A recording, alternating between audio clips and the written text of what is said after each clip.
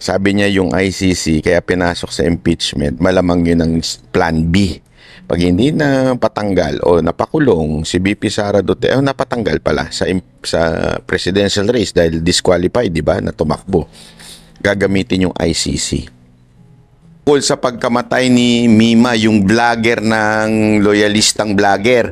At alam nyo ba, meron ako narinig na impormasyon. Naku po, patay tayo dyan.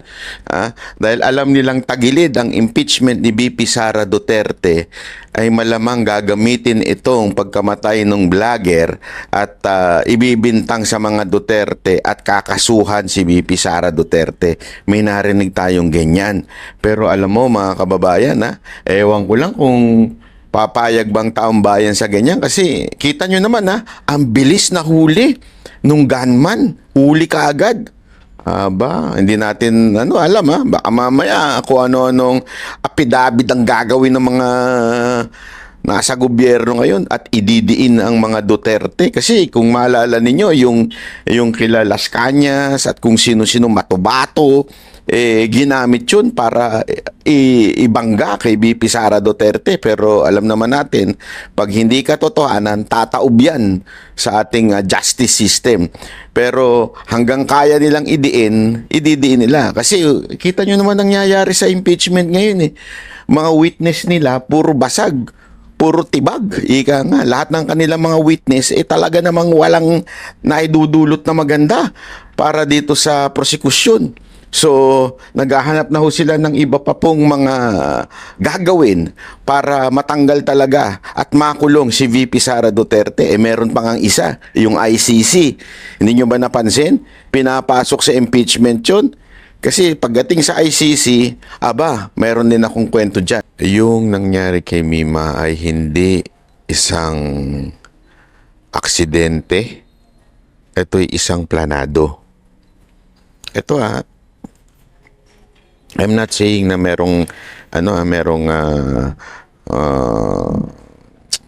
kinalaman si Mima. Wala pong kinalaman si Mima dito. At ako'y gumagalang sa kanyang pamilya at sa kanyang namatay na Wala akong kinalaman si Mima dito. Pero gagamitin daw ng ilang tao sa administrasyon, sa gobyerno para idiin si BP Sara Duterte sa pagkahuli nitong pumatay kay Mima, yung gunman. Di ba nahuli na? Gunman pala, dalawa sila. Yun ang lehitimong kape. So itong gunman nga na ito, nahuli ngayon at paaaminin daw at para bintangan si BP Sara Duterte. Kasi nga po, wala silang maipukul dito kay BP Sara Duterte. Lahat ng kanilang mga witness ay tibag na tibag. Lalo na yung kanilang pinakapinunong si Matibag. Tibag na tibag daw yung kanilang witness at talaga nga namang lagapak. As in, lagapak po. Hindi nga daw umumarka. At nakita natin yan, ladies and gentlemen, sa survey. Hindi lang po trust rating ang umangat kay BP Sara Duterte. Pati talaga yung presidential, sakit daw Balita ko nga doon sa, natin yan sa loob ng Malacanang. Talaga daw masakit yung, yung pangyayari na yun. Kasi lahat ginagawa na nila, lahat ng bendalo, lahat ng mga pwede nilang gawin para lang mabanatan at masiraan si BP Sara Duterte ay hindi epektibo. Grabe.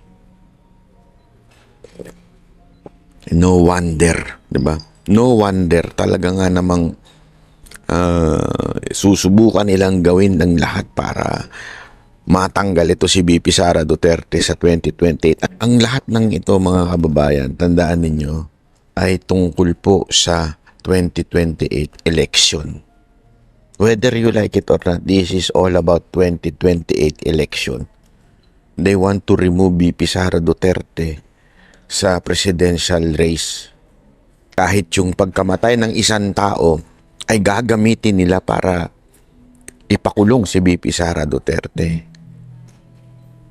Sabi nga ni SAS, Plan B daw yung ICC.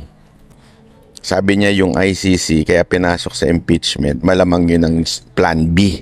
Pag hindi na patanggal o napakulong si BP Sara Duterte, napatanggal pala sa presidential race dahil disqualified, di ba, na tumakbo. Gagamitin yung ICC. Ito namang isa, yung kay pagkamatay ng vlogger, ay gagamitin daw naman as Plan C kung sakali hindi. Kasi ngayon mukhang biglang yung plano nilang Plan B tumatagilid dahil dun sa pronouncement ni Trump. Alam mo, noong una, honestly, medyo hindi ako naniwala. Kasi parang, eto naisip ko talaga to ha, ganun ba kasama ang gobyerno? Para yung pagkamatay ng isang vlogger, ay gagamitin pa nila laban kay BP Sara Duterte. Napaisip talaga ako eh. Ganun ba kasama yung gobyerno? Tapos napa-second thought ako. Totoo eh. Alam mo kung bakit? Naalala niyo yung kay Percy Lapid. Diba? Vlogger din yun. Kay Percy Lapid, ginamit din nila yun. Hindi ko alam kung sinadya nila yung patayin si Percy Lapid o ginamit nila yung pagkakataon na yun para matanggal yung balakid nila doon sa BJMP na sa Bucor pala, sorry, not BJMP, sa Bucor, si Bantag, di ba? Kasi remember, dito mo na nakukunik-kunik parang puzzle yan yung nangyari dito kay Bantag, yung pagkawala niya at napalitan siya, di ba? Bilang Bucor chief. Tandaan niyo yung dating mga Marines na security ni Saldico, sila mismo nagsabi, merong nadideliver, kaya sila dinimanda nung nung taga Bucor Sila nagsabi na meron daw di umano allegedly dinideliver sa kanilang pinagkukuhanan ng pera. Hindi ito dinideliver kay doon sa Bucor. Hindi, pinagkukuhanan daw ng pera doon sa loob. Ibig sabihin, at marami rin naman na ako naririnig na tuloy-tuloy na uli, bumalik na daw yung kalakaran dati doon sa Bucor. So, kung maalala ninyo, di ba, yung pagkamatay ni Percy Lapid, ginamit nila yon. Maybe intentional yung pagkamatay o hindi intentional, but what we are sure is ginamit nila yon para matanggal etong si makasuhan at matanggal to si Bantag. And eventually, nung pagkalis ni Bantag, bumalik na yung kalakaran doon. At isa yan daw, di umano sa source ng kanilang income, sabi ng mga alleged bintang ng mga 18 Marines. Sabi ko nga. So, etong kay Mima, nung naisip ko yun, sabi ko, posible. Hindi ko sinasabing pinapatay siya ng gobyerno, ha? Pwede, pero hindi ko sinasabi yun. Pero ang sigurado tayo, yung pagkamatay niya, nung vlogger na si Mima, ay gagamitin ng gobyernong ito para idamay ang mga Duterte. Ang lupit, Hindi ko malubos maisip yun, na ganun sila ka-desperate pagdating po sa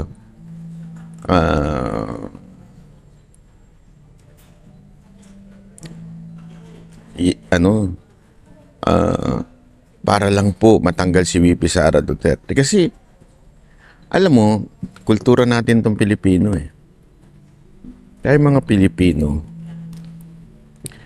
pag usaping pagkamatay ng isang tao, whether sobrang sama niya, bigla bumabait yan Totoo. Pag may mga namamatay-matay sa mga barabarangay, ano sasabihin? Naku, mabait na bata yan.